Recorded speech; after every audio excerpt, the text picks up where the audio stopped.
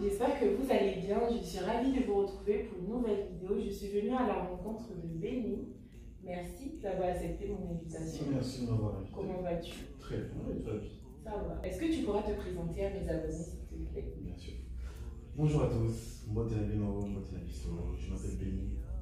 J'ai 30 ans, je suis d'origine congolaise. Est-ce que tu pourras nous en dire plus sur c'est quoi le Lomo? En fait, le Lomo est une danse initiatique d'ancrage qui nous vient du Congo. C'est une danse qui a été créée par Elima, qui est un ancien danseur, un ancien chorégraphe et enseignant spirituel du Congo. C'est une danse qui amène à l'harmonie entre le corps, l'âme et l'esprit. Et comme une grande partie des danses africaines, le Lomo comporte une dimension thérapeutique et spirituelle importante.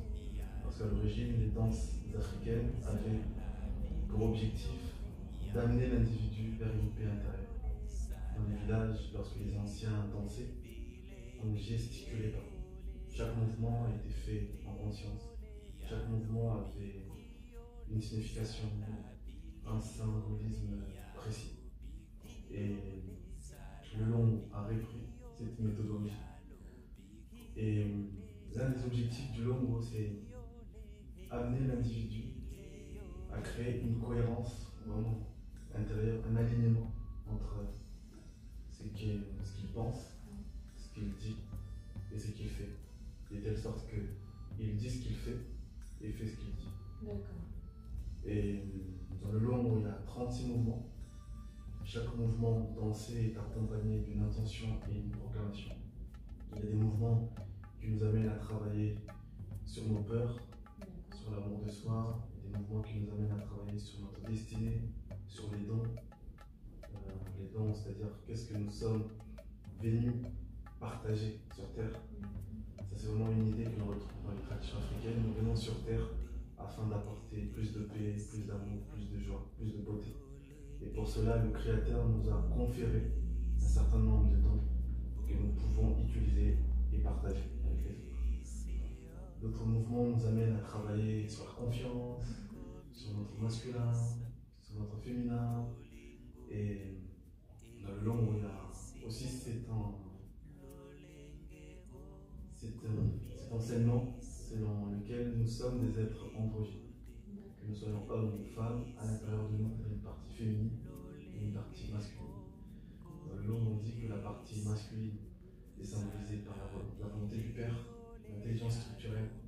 C'est le masculin en nous qui pose le cadre, c'est le masculin en nous qui incarne l'autorité, qui incarne la sécurité, tandis que le féminin représente l'amour inconditionnel dans l'expression de la densité et la bienveillance, l'amour de soi, la créativité, la sensibilité. Et dans le Lomo, on dit que la paix intérieure survient lorsque notre masculin et notre féminin s'accouplent. Et donc chaque mouvement en fait est une quête intérieure qui nous amène à aller voyager à l'intérieur de nous, comprendre et identifier notre manière de penser, de parler, d'agir, nos croyances limitantes, notre façon d'interagir avec les autres, et surtout savoir si ces schémas nous conviennent et nous procurent de la joie. Et ce qui nous procure de la joie est bon et juste pour nous. Et ce qui ne nous procure pas de la joie ou du bien-être n'est pas bon pour nous. Et dans le Lomo, on insiste vraiment sur le fait de se choisir. C'est choisir, se partager ce qui est bon pour soi. Et quand tu partages ce qui est bon pour toi, tu es nécessairement dans la joie. Et quand tu es dans la joie, tu donnes de la joie, tu reçois de la joie. Et à se partager. Est-ce que tu pourras faire une démonstration pour mes abonnés? Bien sûr. Le mouvement que je vais danser, c'est un mouvement qui nous amène à s'ouvrir à la mer et à notre féminin sacré. Comme je vous disais tout à l'heure, dans le Lomo, on insiste vraiment sur le fait que nous soyons hommes ou femmes, on a tous une partie féminine, une partie masculine.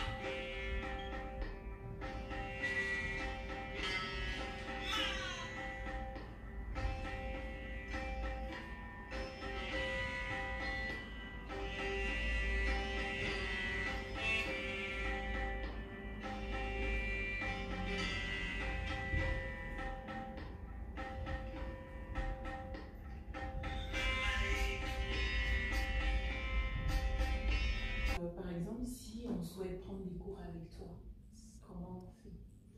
Alors, j'organise régulièrement entre Lyon et Paris des ateliers collectifs pendant 3 heures, durant lesquelles on va visiter un mouvement. Et je propose également des accompagnements individuels où là, avec la personne, on va voyager pour cibler une problématique précise. Ça peut être le manque de confiance en soi, ça peut être la difficulté avec nos parents. Parce que dans le long, lorsque nous dansons, on danse également avec notre ligne maternelle et notre ligne paternelle. Et là, on est déjà dans les 30 générations. C'est ce qu'on appelle en psychothérapie. Et les danses africaines, lorsque on parle de guérison, parce que le long est une danse de guérison, ça peut faire peur parce que les gens, malheureusement, du fait de la colonisation, on a cette vision un peu négative et péjorative de tout ce qui provient d'Afrique. On parle de guérison, tout de suite des sorciers, des marabouts, Alors récemment, je suis allée sur ta page Instagram et je suis tombée sur une vidéo témoignage que tu faisais. Est-ce qu'aujourd'hui, tu aimerais partager ton témoignage avec mes abonnés? Oui. Pas de souci. Effectivement, dans cette vidéo, je partage une expérience que j'ai vécue quand j'étais enfant. Je ne sais pas exactement 6 ans ou 7 ans ou 5 ans, mais le fait est que quand j'étais enfant, j'ai été abusé sexuellement par un homme. Et cette expérience m'a détruit psychiquement parce qu'elle a généré en moi, comme je l'explique dans la vidéo, une inversion de polarité. Une partie de moi a commencé à se voir comme féminin alors que j'étais un garçon. À la suite, quand j'étais adolescent, j'ai refoulé, mais certains souvenirs sont remontés avec leur lot d'émotions négatives. Je suis passé par les phases de dépression, de déprime. Et j'ai eu de la chance d'avoir rencontré des hommes et des femmes, dont Elima, justement, le Sénégal, qui m'ont accompagné et qui m'ont amené à aller rencontrer cet enfant qui était blessé. Et dans le lot, il y a des mouvements qui nous amènent à travailler sur l'enfant qui a été blessé. Et petit à petit, j'ai commencé à me réconcilier avec cet enfant. J'étais capable de regarder cette situation en face sans ressentir de la honte, sans ressentir de la colère, de la culpabilité. Et le fait que je sois parvenu à dépasser cette expérience et pour avoir vécu intimement, je sais le dégât que ça fait psychique. On a honte, on se sent sali, on a l'impression de ne plus avoir des valeurs. Et tout homme qui a été abusé sexuellement aura du mal à se réconcilier et à poser son masculin. Il aura du mal à se sentir viril, aura du mal à se sentir fort, aura du mal à s'affirmer et à prendre sa place auprès d'autres hommes. Et cette expérience, aujourd'hui, les gens sont toujours un peu choqués quand j'en parle, mais c'est peut-être une des plus belles choses qui me soit arrivée dans ma vie. Parce qu'elle m'a permis de comprendre énormément de choses sur l'esprit humain, sur le féminin, sur le masculin. De comprendre également que bon nombre de personnes qui abusent des enfants ont eux-mêmes été abusés. En fait, nous ne sommes que des victimes de victimes. Et dans le cas des Africains, et en particulier du Congo, il y a ce qu'on appelle du transgénérationnel. C'est-à-dire que pendant la colonisation, nos arrière-grands-parents, beaucoup de nos arrière-grands-parents ont été abusés sexuellement par des prêtres.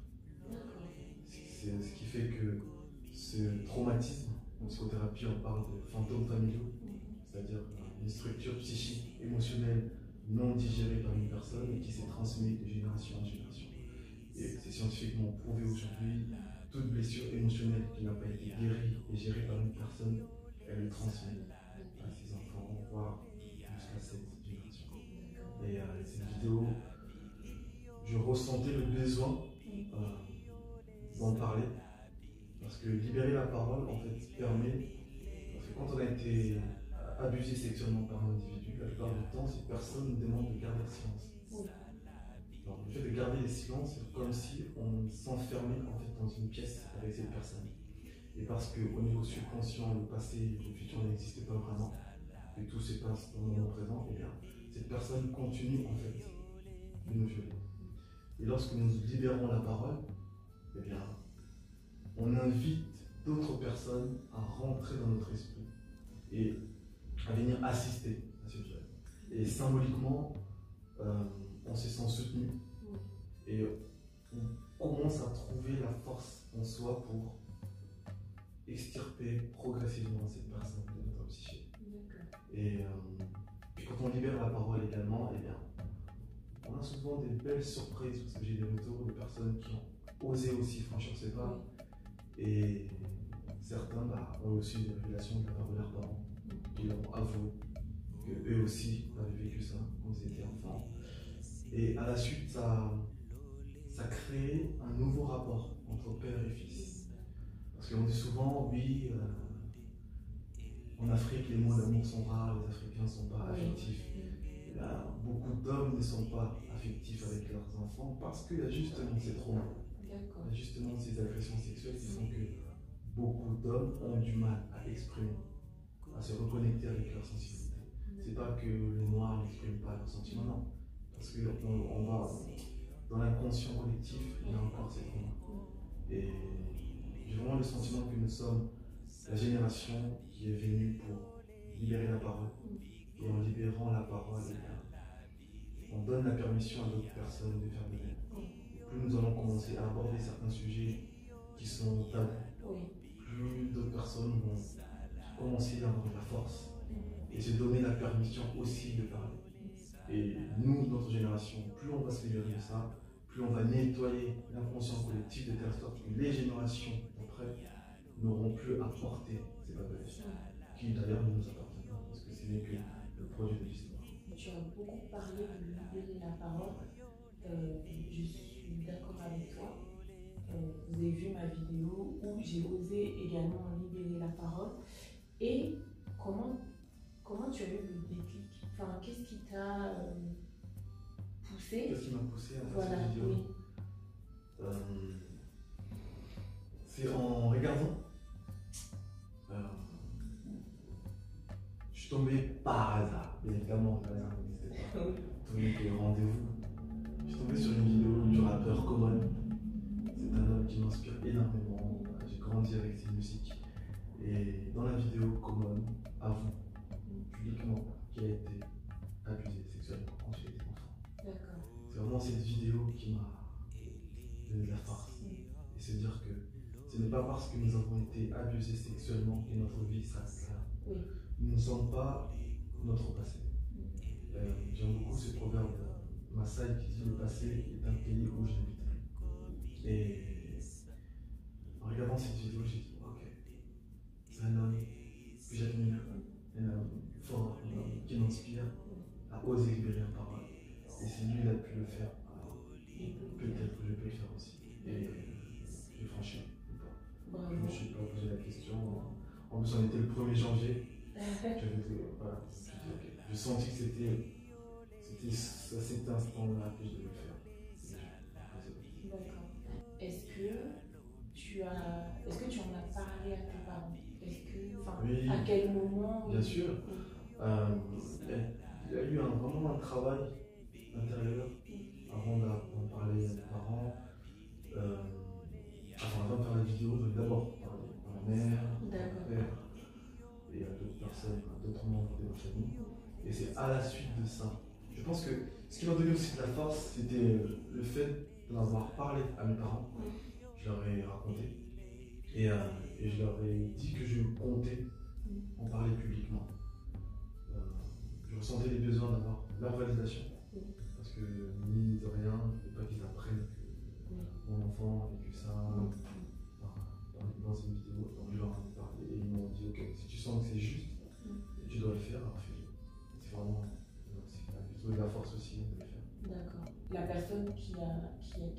ça. Est-ce que tu t'en souviens? C'est quoi? Est-ce que tu as pu échanger avec cette personne?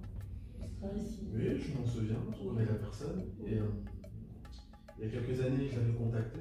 D'accord. Je l'avais contacté, j'étais en colère contre lui. J'ai la haine contre lui, clairement. Oui. Et je le reprochais de m'avoir fait vivre une expérience qui m'a totalement détruit.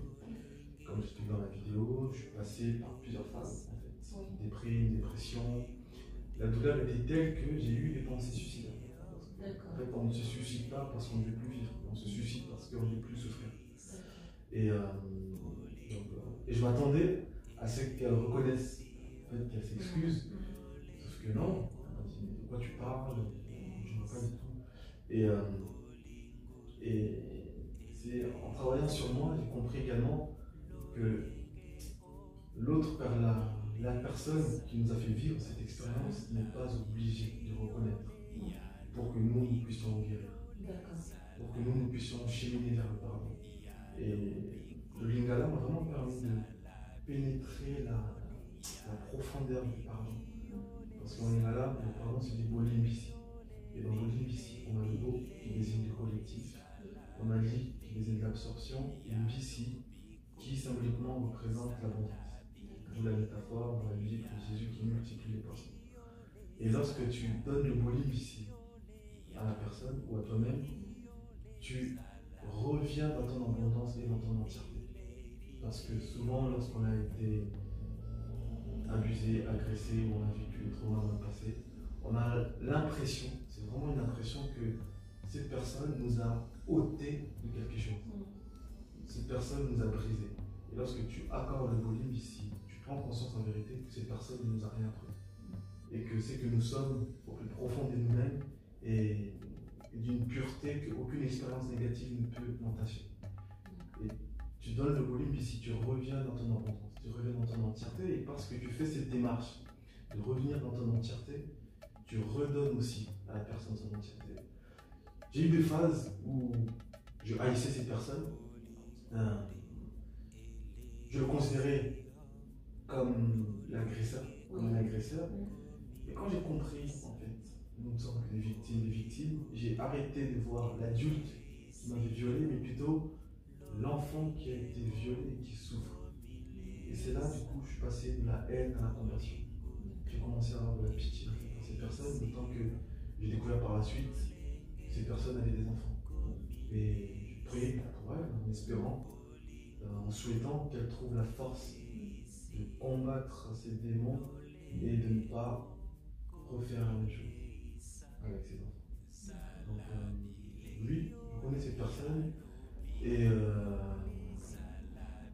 si un jour on se rencontre, on parlera. Est-ce que j'aborderai ce sujet? Non, parce que moi je suis ok avec ça. Maintenant, est-ce qu'elle se souvient, est-ce qu'elle ne se souvient pas? Après, ça va partir, c'est ça l'histoire. Je te dis merci parce que dans la communauté africaine ou en Afrique, il y a beaucoup de tabous et je te dis merci et j'admire ton courage parce qu'il faut beaucoup de courage pour oser lever les tabous. Tu l'as fait toi, mais je pense que tu vas aider beaucoup de personnes à se dire ah oui, il a eu la force de faire, moi aussi je vais faire. Je voudrais finir par un texte qui me vient. C'est un texte de Marianne Williamson, une auteure américaine. Et le texte dit: notre peur la plus profonde n'est pas que nous ne soyons pas à la hauteur. Notre peur la plus profonde est que nous sommes puissants, au-delà de toutes limites. C'est notre lumière et non notre obscurité qui nous effraie le plus. Nous nous posons la question: qui suis-je moi pour être brillant, talentueux, radieux, merveilleux? En fait, qui êtes-vous pour ne pas l'être? Vous restreindre, vivre petit, ne rend pas service son nom. L'élimination n'est pas de se rétrécir pour éviter d'insécuriser les autres. Nous sommes sur terre pour rendre manifeste la gloire de Dieu qui est en nous. Et elle ne se trouve pas seulement chez quelques élus, elle se trouve en chacun de nous. au fur et à mesure que nous laissons briller notre propre lumière, nous donnons aux autres la permission de faire de même. En nous libérant de notre propre peur, notre présence libère automatiquement.